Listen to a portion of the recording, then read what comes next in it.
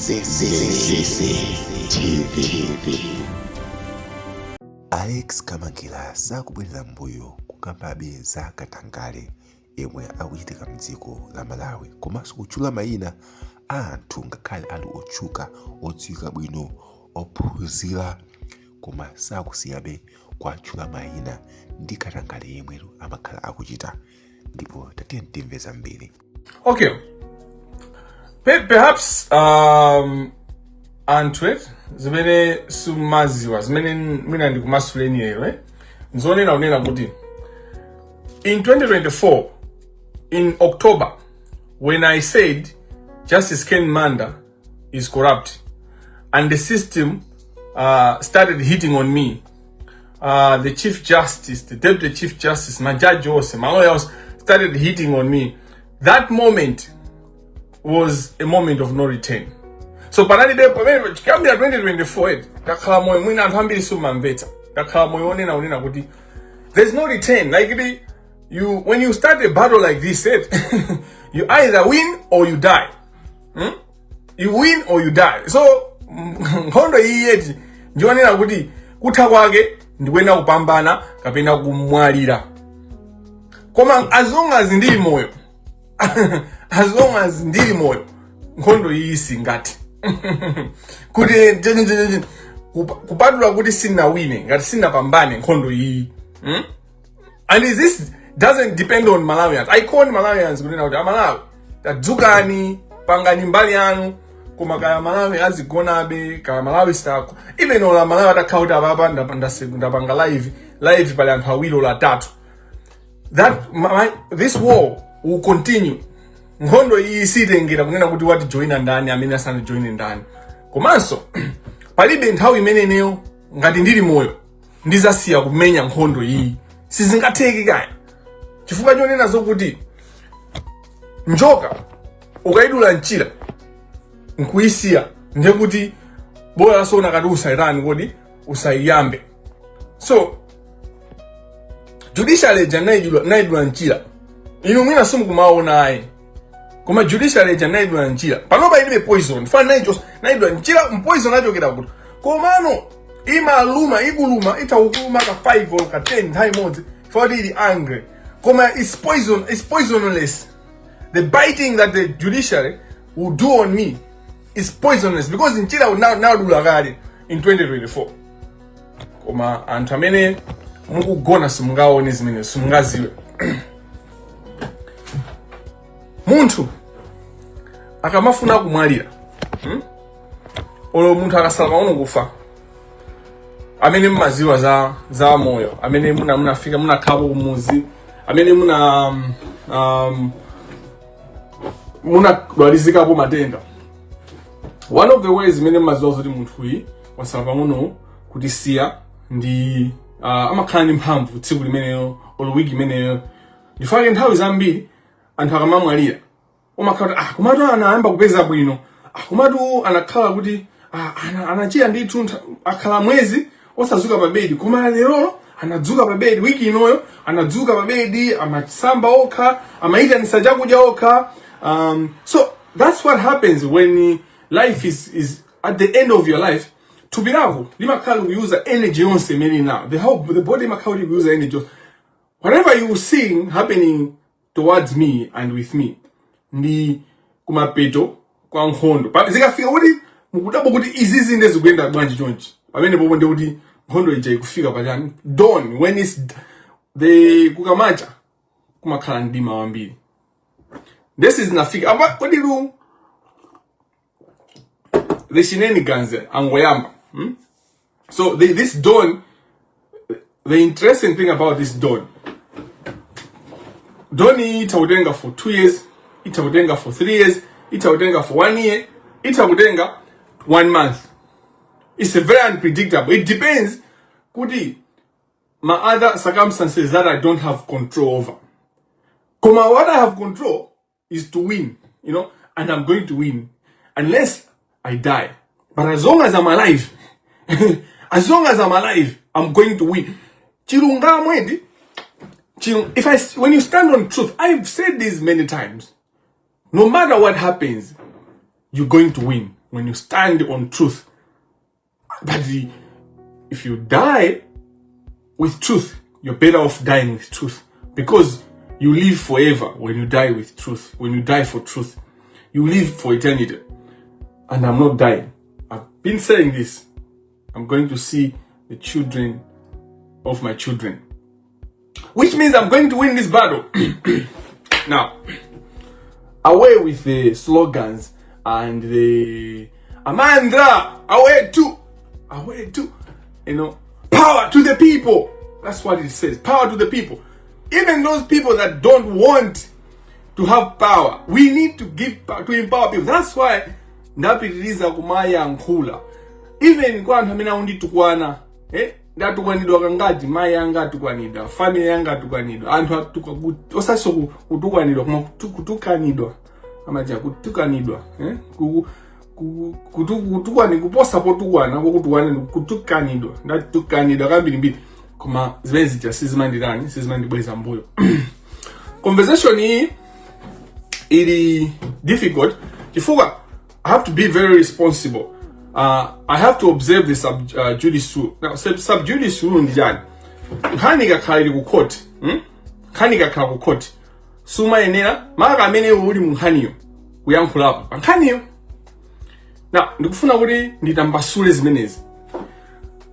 Sub-judice rule, kuti sana yambe kuyankhula kuti ndimvese kuti amayankhula, anango pera pake anango zebula, sana lower deep. Is because of observing sub-judice rule. Kuti mlandu ukakhala mlandu munthu pali zinthu zina suma ine akuyankhula chifukwa chonenazo kuti zitha kukhala ndi effect yonyazisa mkangano umene ukuchitika kapena mkambirano kapena process yomwe ikuchitika ku court. Now, the problem with this and sub-judice rule, mene taipangira understand ku Malawi, naipanga understand kuti chichonse chimene chikuchitika ku court osayankhulapo, it's wrong. You, within the right to freedom of expression, you can discuss zinthu zomwe zikuchitika ku court. Koma zimene zikuchitika ku court zomwe ungaziyankhule ndi chani, ukakhala kuti uli mlandu, if you are a party or a concerned party, or somebody who the decision of the court will affect you. Zimene court yapanga kale, ziganizo zimene yapanga kale court, you can comment on those things. Hello? Sub-judice law, kamena lamulo ilili lonena kuti munthu sikuyenera kukamba za ku court. Zimakhuza zinthu zimene court sinapangepo chiganizo. Koma china chilichonse chimene court lapanga chiganizo, even though you are a party, ngakhala utakhala kuti wewe uli mumlandumo, olo chiganizocho chizakukhuza, it affects you. Mumayenera kuzikambirana zimene zozo. You have a right to discuss it. So freedom of expression allows you to do that. But then that freedom of expression is limited. It's not unlimited right. Ufulu oyankhulapo pa zinthu sukuti uli absolute. Umakhala ndi nthawi imene umatha kupangidwa limit kuti nthawi iyi nthawi zimene ntayankhula papa sindiyankhula pa zimene court lidapange decide kusogoloko zokhuza application imene tapange zino itapange fail. If ndikapanga focus on that, ndikhala kuti ndikuphwanya lamulo la sub-judice rule. So I want us as a Malawi tizipanga unpack zinthu chifukwa timangophwanyirira zinthu zakukoti wosayankhirapo, even anthu kuti sizikuwakhuza akuti zinthu zimene zili kukoti musayankhirepo. That's wrong, that's misleading. And even ngakhale uli mu court, zinthu zonena kuti mu court muja pachitika decision, court lapanga kale chiganizo pa nkhani ina yake, iweyo amene uli mu nkhaniyo olo ena aliyense atha kuyikapo ndemanga, kuyikapo lilime, kuyankhulapo pa zimene zozo, freedom of expression. This is in relation to formal law versus substantive law, that is formal justice against substantive justice. Which brings me to the issue of procedural and substantive justice. Hani imeta kambiana lero ndi nkhani yokhuza abamande zindivuta kutanthauzira kwake akuluakulu. Ndi manena mobwereza kunena kuti Every time the Amabanga live, this thing falls. I don't know why. Huh?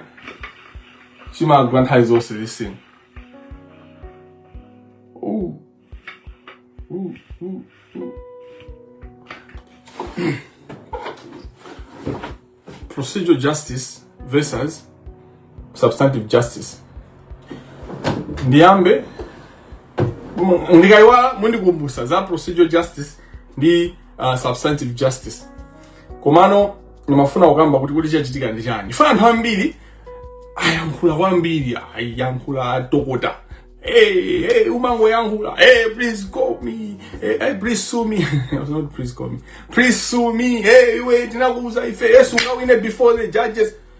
If you are saying that I cannot win before the judges because I've called out the judiciary, you are basically confirming that there is a problem in the judiciary. There's corruption in the judiciary. Why should I not win in the judiciary? Why? If I've got the facts and the law. So, zinthu zina zimene anthu amayankhula zimene saziwa kuti actually akukuyankhulira iwe akumenyera nkhondo. You know, pachitika ndaona maposti ambirimbiri, maposti national newspaper si malemba ma stories anga. Would not write anything. Journalist uyuyu, actually let me go to the journalist because this journalist is basically journalist wa cartel. Sikuti supervisor bisai. Chifukwa jani, every time I do anything in this case, he doesn't write anything. But the go back to file a document. I mean, I'm save ine the osala file jana kuma pakachika nyo yose. I'm save ine the journalist. Journalist amene ndi yangani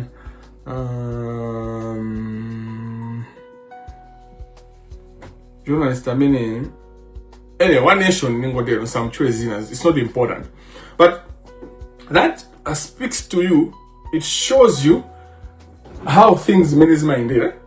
The print media was not publishing anything that I've been doing in terms of fighting corruption.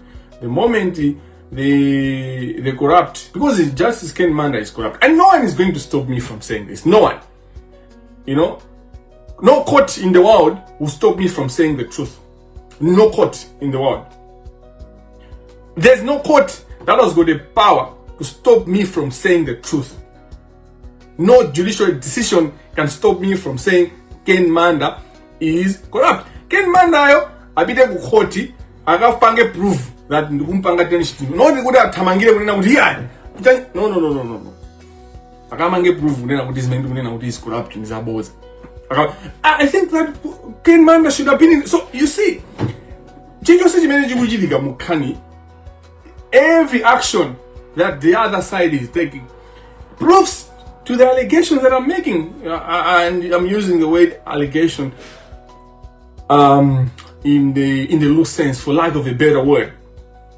Zonse minenda yankula zokuza Ken Manda muyangane minenda yendera kutoka 2024 maskanda mena apulika maombona mena aturusidwa majanja ndi ma actions are. Remember, the key issue here is procedural justice versus substantive justice. And that's what what am I discussing this live? I'm discussing the order of the court to strike out the defense of Alexius Kamangila. That's what I'm discussing. I'm not discussing the actions that I'm going to take. Because if I discuss the actions that I'm going to take, then I might be in breach of the sub judice rule. I might be in breach. That's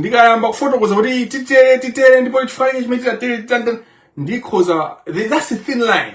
I might because I'm going to bang a maneuver, right? The museum class into the house of the Panyamora, sub judice rule, Zodima action I made to good. I don't want to walk the slippery route because we'll get there. I'm not in a rush. We'll get there when the court have received the documentation. Those will be shared, and the court before you have them. Don't be in a rush. Take your time. See the kubita kunaguri kose. We are here. We are here. See the kutamanga. No pressure. Take your time. Mu tamangira jan. Muni ba puma duambi. Hey, ne ubanga jan. Hey, tamangira. What are you going to do? Hey, blah blah blah. You will see. When Ken Manda said, Udipepe said, "Sinaguze Ndijimenta Bank." Mnangoona chigala chachaturuka ya police. When they actually sold 250 million Do you know? You should go back. Muzikala and Osama Iwala mene mukuchokera. And hanayo nkula kuti jani. Ada nena kuti dibe 250 million. Anayo nkula zambi nimbili. Oh, tunalemba defensive. Defensive. The moment I found a defense, they were quiet. Until when DBB came into power. Aina gangada na imisantima judge. By the way, the judge filed his claim. Ndidabanga application. Ndidabanga interview. Ndi Gabriel Kamromo wa Zodiac. So they were trying to prevent the Zodiac from airing from Kubanga Air that interview. You should go back to the interview. Alexis Kamanga, Gabriel Kamromo, Zodiac exclusive. 2024 in October. I think it should be on 3rd or 2nd October that I did that interview. And that was where we all Ndakona Alexis Kamangia. Oh my God. You know, antama ndisokoneza kumanduza nkani ndawo andikumbusa zintu zina zake zambili mbili. You know, the fact that the judge was trying to prevent me from engaging the Malawians, from engaging the masses, that showed me, oh, this is what I should be doing actually. I should be engaging Malawians. So every move that the cartel does, imandonesa what I should focus on. Putting the key in the body, when they key up, effort. Effort. My move they lead. So I have my own game plan. But I'm very flexible that my game plan, in my analysis, is informed with what the opponent is doing. So ndana mene ndikumenya naye ndikuenda nzimpaka observe kuti akupanga movie yanji wapanga movie inaenda konza izi koma ngati ndakonza izizi zikuenda chonchi ndikuenda kukhala flexible. The moment I started kumalemba, so nayo mbali ni mapost ini zisi nambe ni ma live. So I'm trying to give you history kuti muziona kuti these things are not random. This is so strategic, and these people are falling into the ditch. Akugwera mbuna akugwera muzenje limene lina ndakumbandine komano lina akuzikumbira oka. Kenabo gulu lija linafulumiza kulemba musoka nachuluka kalata ya concerned citizens. Mukumbukira limene no concerned citizens analemba kalata kwa chief justice. Pakana bana chief justice samani na kuti kalata inapangidwa save bwanji kwa chief justice. Kujulisa kunafika kalata yoka kwa anonymous. The anonymous said Kamangira, I mean, Andimisala, Akupenga, Janjan, they say so many things, you know. But what they said in the same letter was, Basen umboni ulibuti. Muma iwa atunsanga. They said, umboni ulibuti, advase umboni. Kuma umoya manina uti, Kamangira Akupenga. Kuma mafuna amene wami saimwe, abeleke umboni. Anatamanga upita kwa chief justice. They were trying to measure up and they wanted to see the evidence so that they can use that evidence to then because the evidence would have told them where I'm getting that information from. Hello? The cartel wanted to know what is my sources in the Ndani, and I never gave them the data. I didn't give them the pleasure. Even so I've been even strategic, even the court processes. It's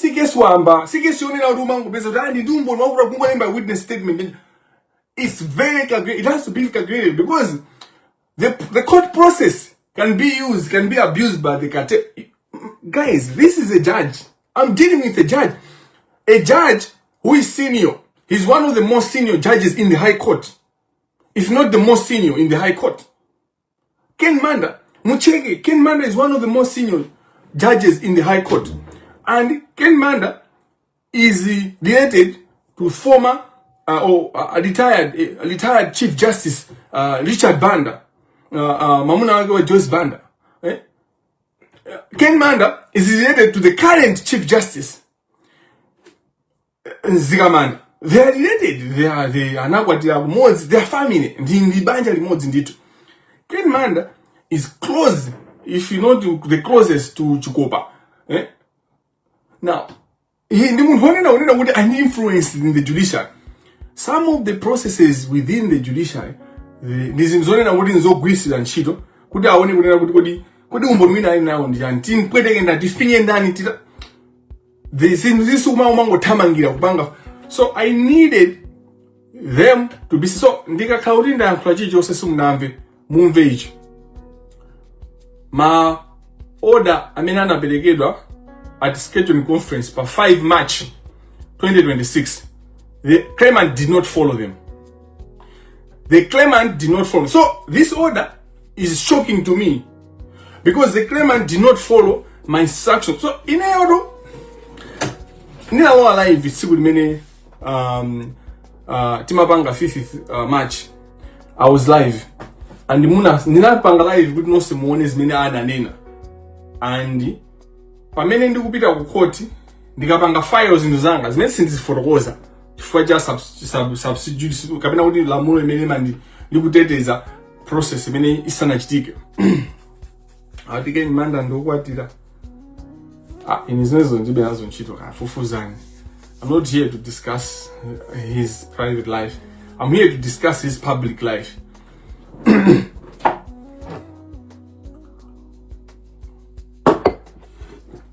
Ndizakamukamba munthu wa corruption ndikukamba so mkazi wake ndoti mkazi wake ali mu public life imoso ndoti mkazi yonse ali related mu corruption yo kachibwesicho ka side chick timakhala kuti related timakhala kuti kupanga play role inayo in the scheme of things as far as criminality is concerned.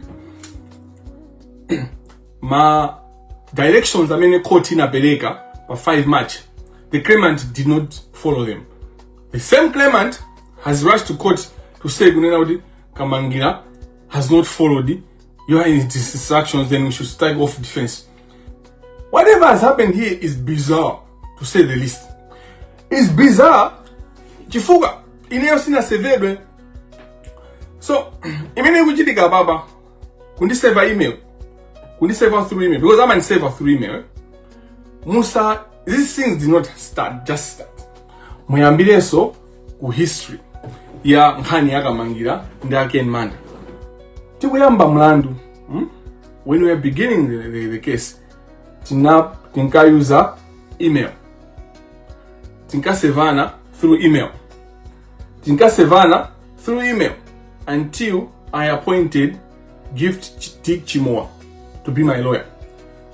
Nditamusankha Chimoa kukhala lawyer wanga, the address of service became Chimoa.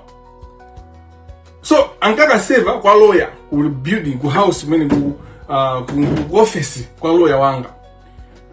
Mpakana pamene lawyer wanga anafinyidwa kumulanda nyanjana na opchezera zambi mbili. Ilo zimene munaona mpakana analemba actually pa court. Zinthu zili on record.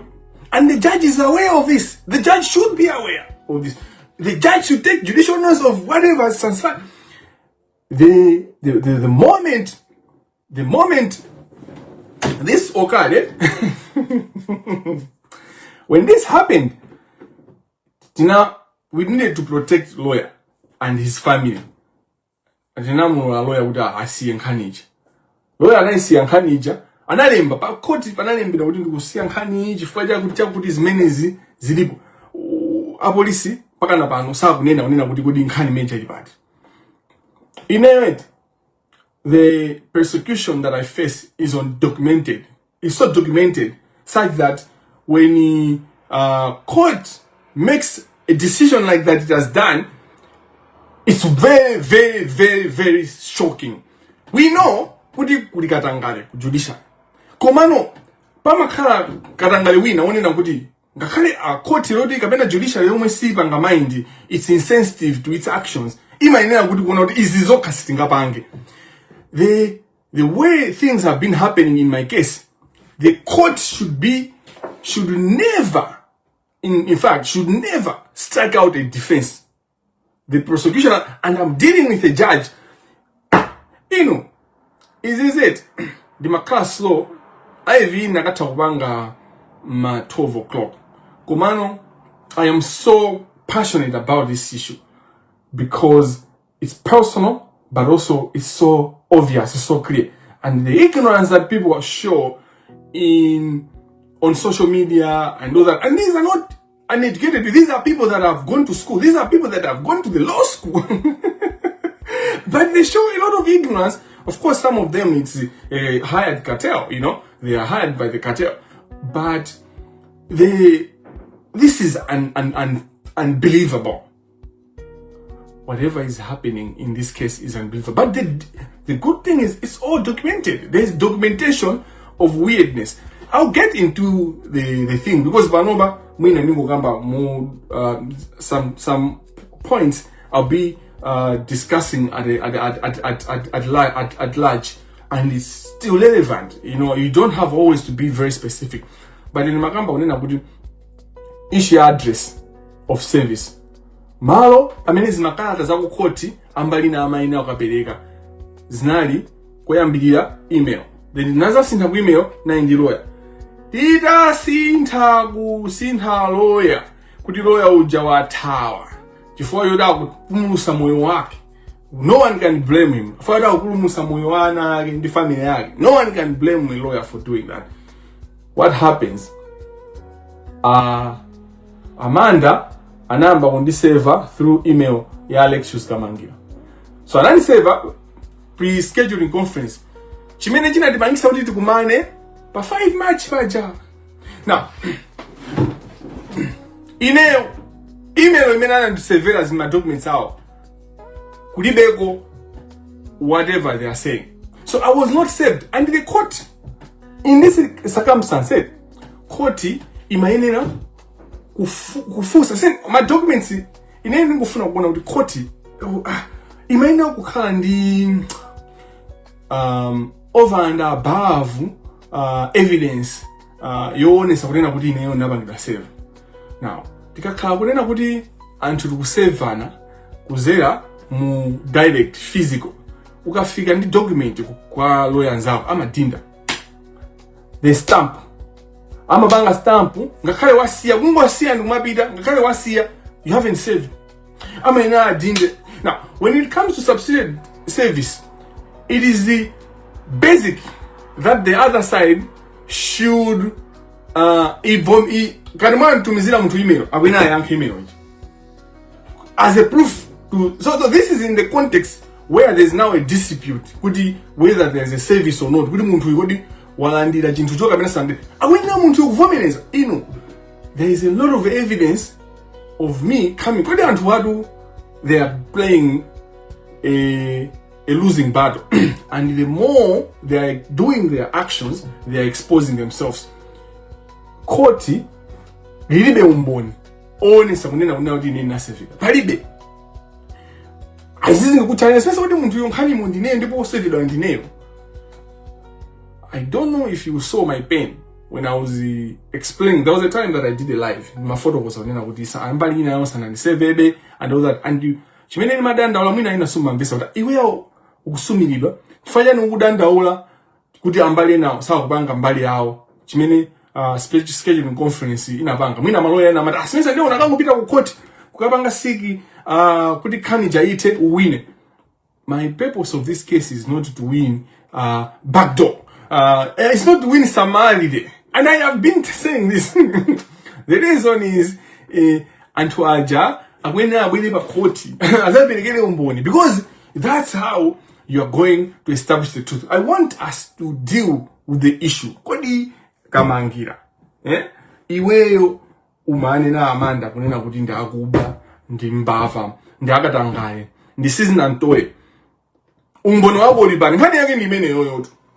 So ine ndipereke umbono wake ndu ndipo ndane na yini, I'm just trying to say that basi tu ngengati ajaji akaona zimenta ninezo apange no chisankho yanganizi zoonena kunena kuti kesi yitira masamba ngati chonchi siziteka chifukwa the law requires kuti zinthu zinvested, especially in my cases at defamation is even higher standard. The law clearly indicates issue ya defamation. But beyond that, even my cases only na kuti amalola. So this is what I was sharing. Zulu mina ina sama mvesa maloya ongoelenga zinzaba mwamba pali maloya ina kama ongoelenga zaba mwamba iwe unena za order 14 summary judgment but this application is not summary judgment. No, the point of summary judgment, kugawa la muna summary judgment, ndi chifukwa zoti imanena specifically zomwe zikuyenera kuchitika in summary judgment. So the point is kuti summary judgment, even in summary judgment, defamation orders are not part of summary judgment. But even in summary judgments, the parties are heard. So even in where summary judgment pama kaudi wamba yawo kundi wamba yako amvedwa nditu anthu amvedwa defamation amakana business zuzu ndike si ya defamation you don't even hear the other side then you do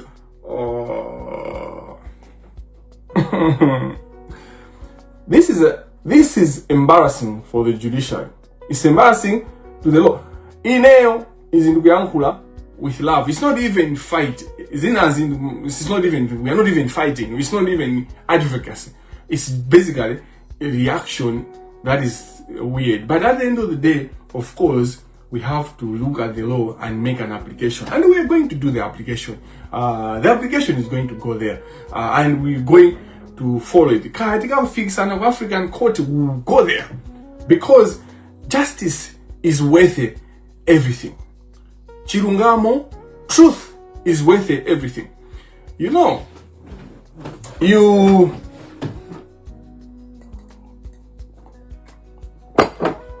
let me take you back. Ndutengeni kuti nkhani kuenda banje. Tachoka ku pa ndikusumira ukasiya kundinena.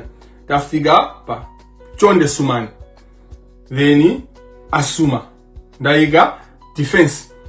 Kenako lawyer wanga wabwera. Lawyer wanga ujada opchizidwa. Do you know what I did? I asked Malay Law Society to represent me. And I gave reasons why Malay Law Society went on the Then I came to Malay Law Society in 2025. They never responded to me. It was only in 2026 when Amanda mbali yao imabwera kuti no ifuna no gesi ja ibwere no ba court course ja ndika bwera ba court a week or 2 weeks bamene Amala salama zanga kasinga mwimira anayankhula kata achipongwe anayankhula zambiri and the other lawyers also told the president kuti why would you write this letter if we don't care whether mungu kaniza munthu kumwimira koma mmene mwalimbira kata mwalimbanga kuti mukutesa chibwezi how do you write an institution mule babandika and ineyo it was not only mina ilembera kata Amala Society anjovu koma even the zimena makamba look Amala Society amakamba kunena kuti sitingakuyimiyeni ife chifukwa kuyamba na kwa inu nda Amanda ndikwape osoni. Are you serious? Are you serious? My conversation kusuti ya ineyo inachongera ponena kuti nane na Amanda kuti apanga corruption mukesi ya Salima Sugar Company. That's not my company. That's not personal. I'm not the one who was losing money. The corruption there wasn't affecting me personally. And then I'm dealing with a public office, a judge.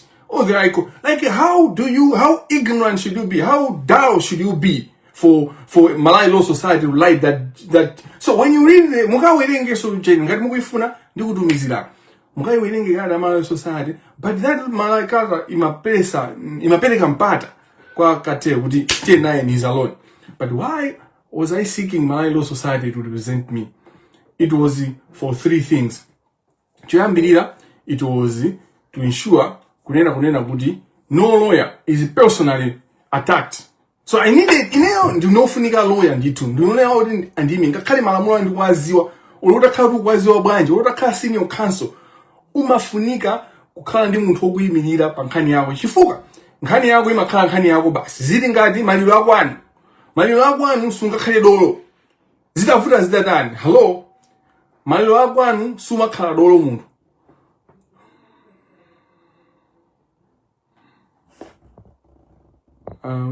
Wina kuda mafusa.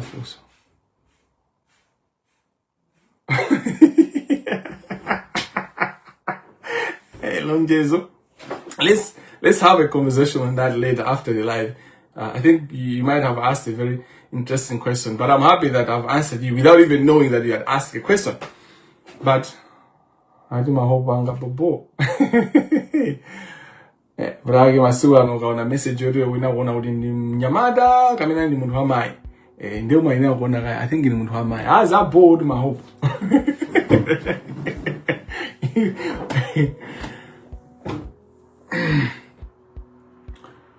The fact kunena kuti ndinayipempha Malawi Law Society choyambirira inayi kufuna kuteteza lawyer amene akundiyimirira because I need a legal representation. It's a right, constitutional right. You know, this is a constitutional right. I have approached about 5 lawyers, 3 senior counsel, 2 lawyers of good standing. They have all said no, and all of them have said one reason. They have said this in different tones and in different convictions and with different tonnage, but the message is one. The moment I represent you, the cartel will descend on me. They said so. You see, and these people, they openly attacked Chimoa, and this is not nakauri mwina ningo kamba ineyo mwende amene yango kamba ango kuma umuntu onina kuti nkhani yosi yake angango ndiyimirira ananena eka, and it is on record, and the judge is aware of this prosecution. On 50th, okay, ndimalize chifukwa chimene ndimafunira kuti Malawi Law Society ndimi wani ndi nkhani imene yonena kunena kuti to protect, because there's no way the cartel was going to hit to attack an institution. But ndimaziwa kunena kuti ndika Malawi Law Society kama ndimira ndimanena kuti ine ndikhale on top of the things. But you know kuti every lawyer that represent me in this case ine ndikuena kukhala on top of things, because ata wigulisa mlandu chata kugulisa. No matter how I trust, even another car brother wa ineyo, even another car, if my father was alive, even another car udin bambwanga akuyindimira mlandu ndikuena kuti ndikhale on top of things, because ata kugulisa mlandu uja they don't care ka iwa jango onekera kusukuda ndikuyimira nje koma ata kugulisa mlandu ngati waenda bwino, actually waenda bwino nthawi imene mapanga chicho sendeka ngati simukuziwa zimenezo, as in the decision making and everything. I've always been on top of things. Zinthu zizakazata zizakhala pansi ndikufotokoza maloya amene akhala kundigwira manja, ena kumathawa, ena kuzandigwira manja, ena kuzandigwira kachala kachabe, munthu undikoka bwanji kuchoka madzi ndikacha ngondigwira kachala chonchi. So pamakhala anthu ena ofuna ngokugwira chala chonchi, ati bwera ndikupulumuse, ndikuthandize ngokugwira kachala chonchi. Ena akabwera umaita uzoti ya sorry I don't need help, because kuchita kuzozoti chichijika tewe chankadikati mweni ena umauza kuti iwe go ahead, because we are watching them, you know them kuti awasangani bangi china chichose always that is the time, there's nothing they can do to me. Or that kuti, and there'll be a stage, and I was hoping there'll be that stage where even at that stage the lawyers can't do anything, but Timakamba za protection of lawyer. Chimene mafuni ya Law Society kundimia. The second issue was the service. Service is important. So the office of Malawi Law Society was going to be a place where Amanda Asga Savers my documents is it. So it was going to be a good place for accountability, because the service ya WhatsApp, ya email, it's very tricky. You know, there are all sorts of things, and the technology is advanced, and people can do all sorts of things. People can create conversation on, because of social media, because of internet, you know. So, whereas it's a progression, I mean, I can't say, I use the social media, in the news, but many coaching, you know, and all that. I did pass my instructions. Precious has been on me.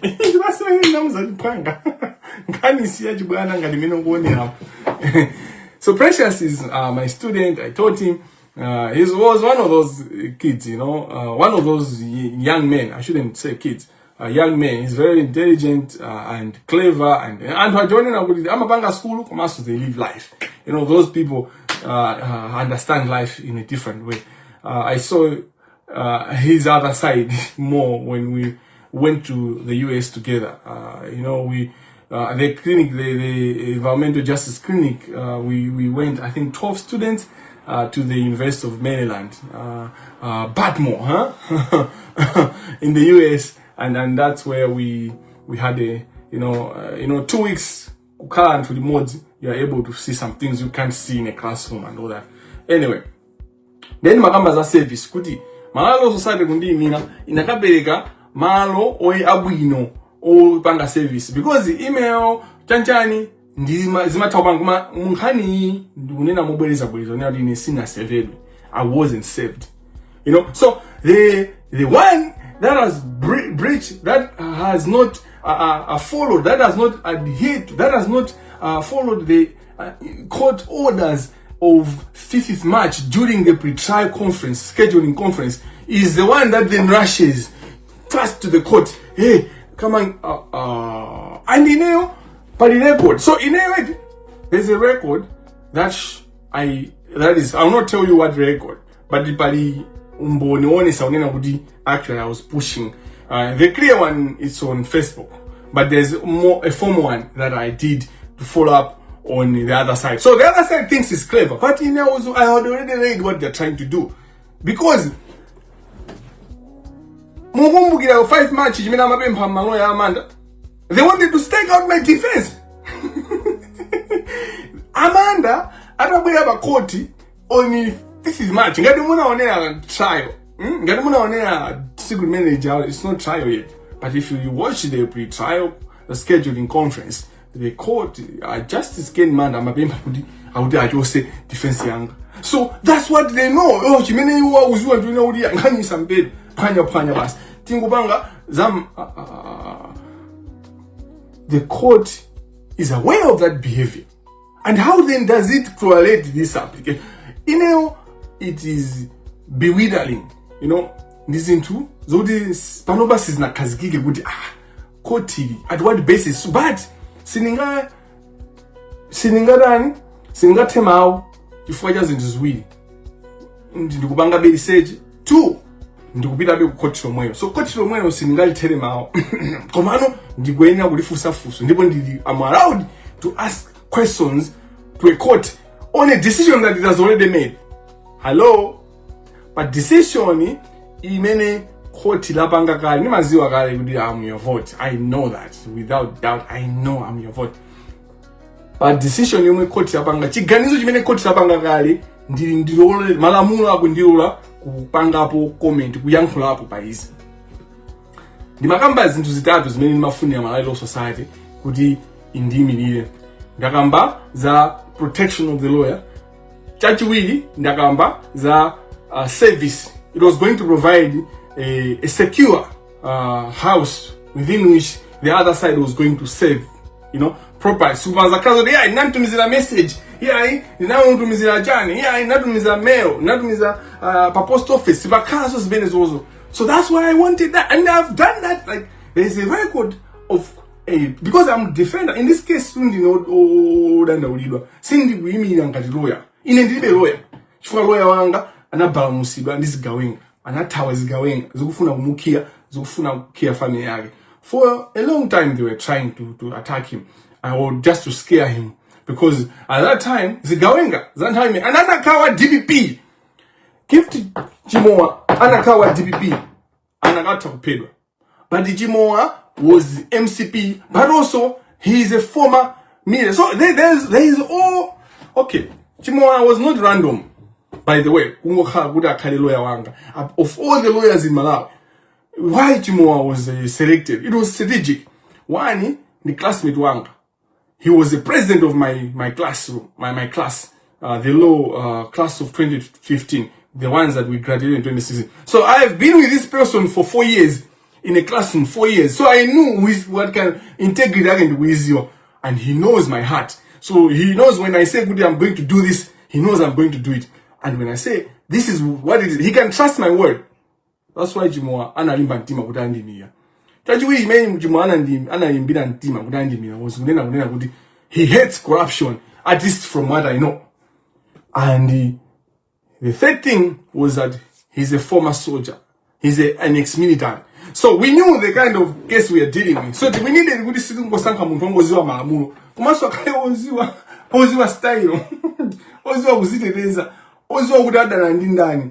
I mean when Gift Chimoa was going to Lilongwe, you know, nthawi zonse zimene wakhala kuli nkandimina timakhala ndi timu ya asilikali omuyang'anira gift.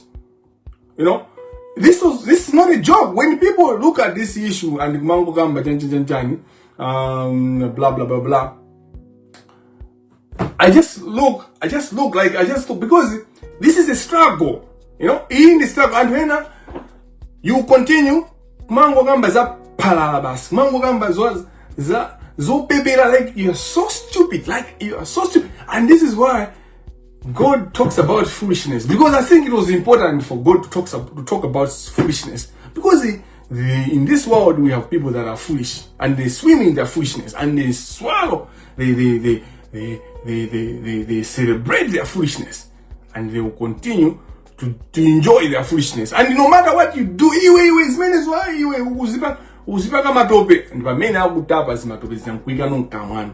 that's how some people are, and that's what Malawi is becoming. That's what institutions in Malawi do. The Amali's case, the Amali's situation, Sigerege, the judiciary, parliament, the executive, SPC, you know, Zamba. Now we have this. We just keep on deep and deep into the date. Even though we're saying, they keep on. Now, Ndakamba, the reasons why we chose Dick, Dick's gift to Dick Chimo, there were a lot of factors. Trust, knowledge of the law, of course, that's basic. You know, that's basic. But there are supposed to be some things above that. So, trust, you know, the fact that there was MCP, because we knew that you knew the movements and MCP. So MCP sana hampanga eliminate Dick because he was actually at that time. He was he could talk to Chakwera if he wanted to talk to Chakwera. So he was untouchable in the past. Okay, Dick Chimoa, when you look at my elections MCP, Abujbani, and I mean deputy legal director. So this is a person that how he made an Boma in court. So it was strategic. And I come lawyer can I what did we? And I took Kabaga. Koma Diki also the ex-military. So we chose that we had Timazio Budigodi Fee many Kabinodi straight many Bondia. Sinagambi in number 3, minute with Malay Law Society. Why I wanted Malay Law Society to be my lawyer. I wanted Malay Law Society to be my lawyer. Ndagamba to protect no individual should be prosecuted or persecuted for representing me. Ndagamba is a service. The third one was because the issue of judicial accountability is at the heart of Malay Law Society's obligation, constitutional mandate. The statutory mandate Malay Law Society and judicial accountability is important to Malay Law Society. My case speaks to judicial accountability. How? If a judge people should be able to say either is incompetence holding judicial officers accountable is not only going to court, going to Judicial Service Commission. There are a number of platforms.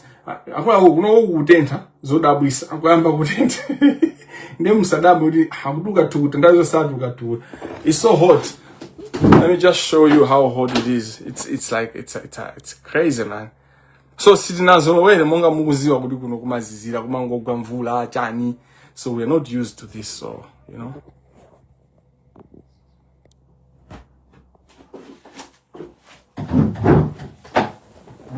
And I'm talking about conspiracy.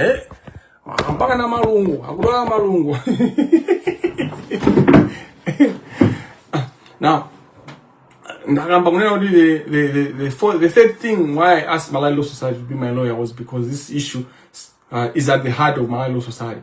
Mufuse, all the presidents, my members are Malay Law Society. For the last 20 years, Malay Law Society has been fighting the battle that I've fought in 2 years and got results.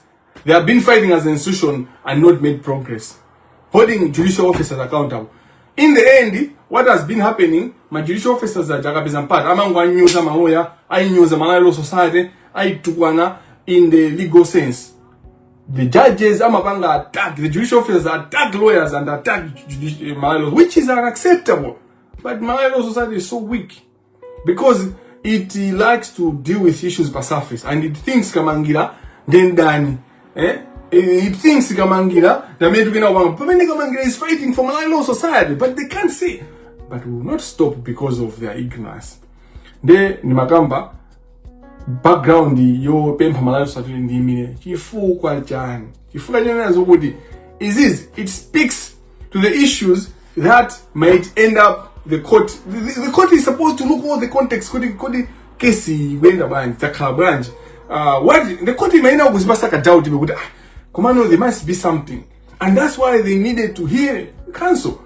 You can't, like, what the court did there doesn't make sense to a lay person. Kesi is you banga end by default. No, and that's not going to work, and that's not going to happen. And the reason why I can never stop talking about Ken Manda. If I stop talking about Ken Manda, basically, Kani Ataka.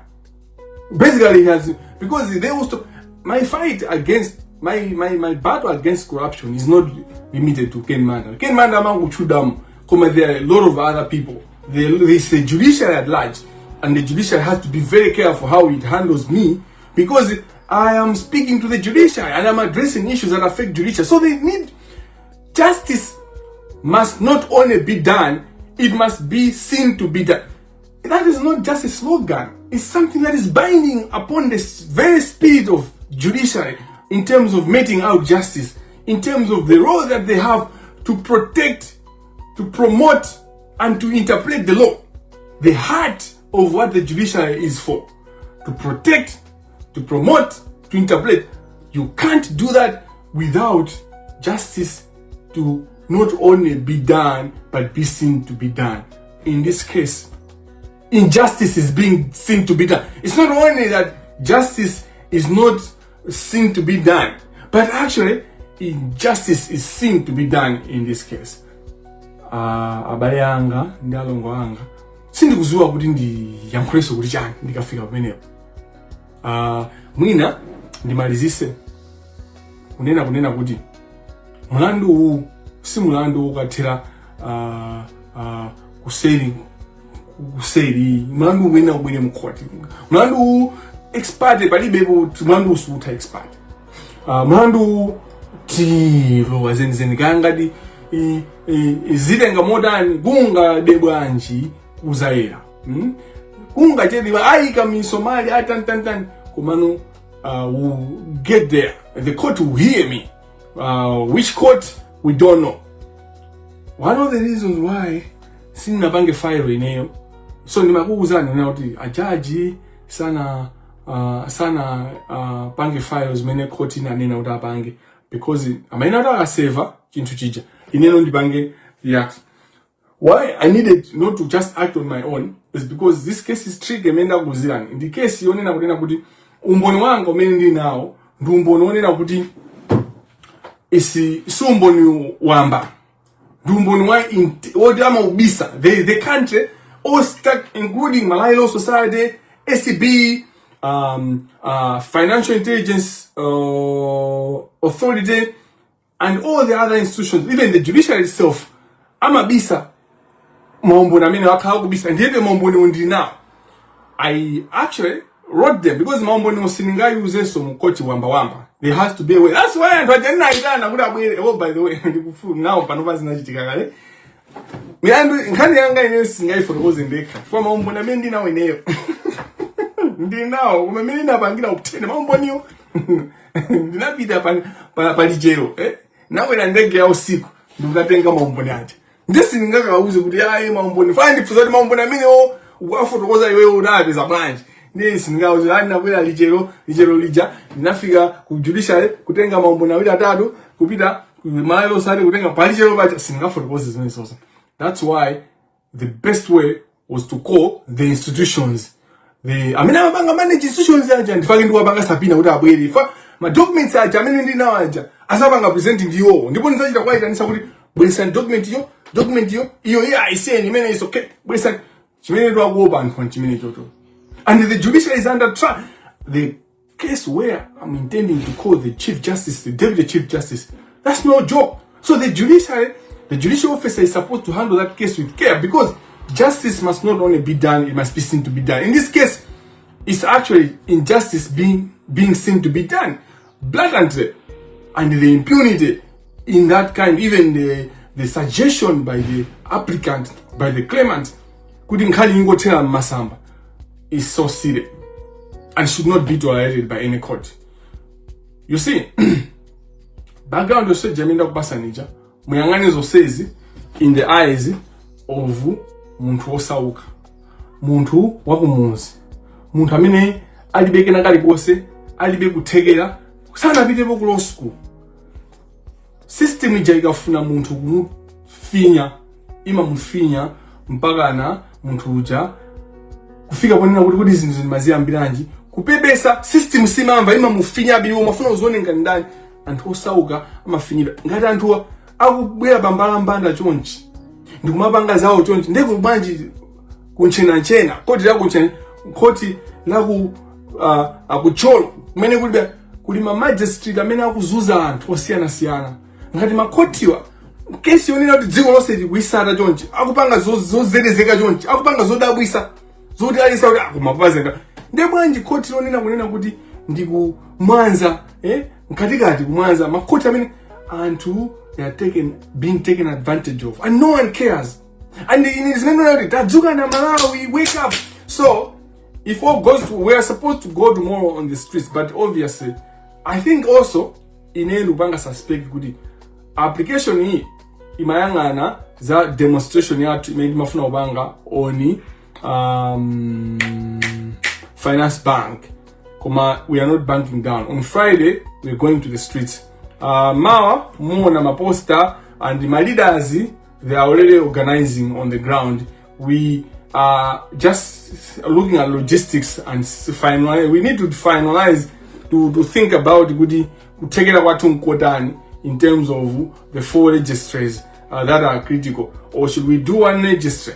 Pamene pali kukokana ndimene tikusinthira kuti atenti sintheni and inesina nalibe nthawi yoti tikambirane ndi timu yonse because zinthu zikupanga decision tonse limodzi, you know, si decision ya munthu mmodzi.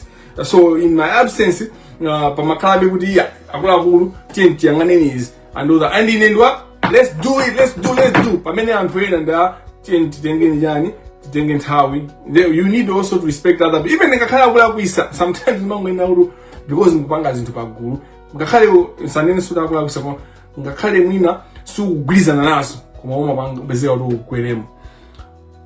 Mafuna nene kunena kuti SCB director Gabriel Jembezi wasala pang'ono chonchi amuchosa pompano amene ujayo mmene akuyenda zinthu zake mmene zikuyendera amuchosa. Is it going to be justice? Is it going to be injustice? I don't know. Ndikubwereza Gabriel Jembezi the SCB director achosedwa wangosala mazi amozi. Kodi kuchosedwa kwake kukhala Chilungamo sindikuziwa, kodi kukhala cholakwika sindikuziwaso. Ndikafika hapo ndilekere pompo ngati pali mafunso mukuziwa chochita koma amene akumva kupweteka kapena kutopa angotsika bwinobwino asatitopese ifeyo. Victory is what we are certain of unless we die. But even if I die, the people that come before me are going to get the victory. So victory is certain no matter what, whatever circumstance. Sitinga pezeke kuti tagonja ndika default judgment. Inu default judgment maiziwa bwino. This is modo wa mabesi ujagamani ya modo wa mabesi default judgment definition kuti nditantha uzi kuti default judgment ndijani nchijewa modo wa mabesi.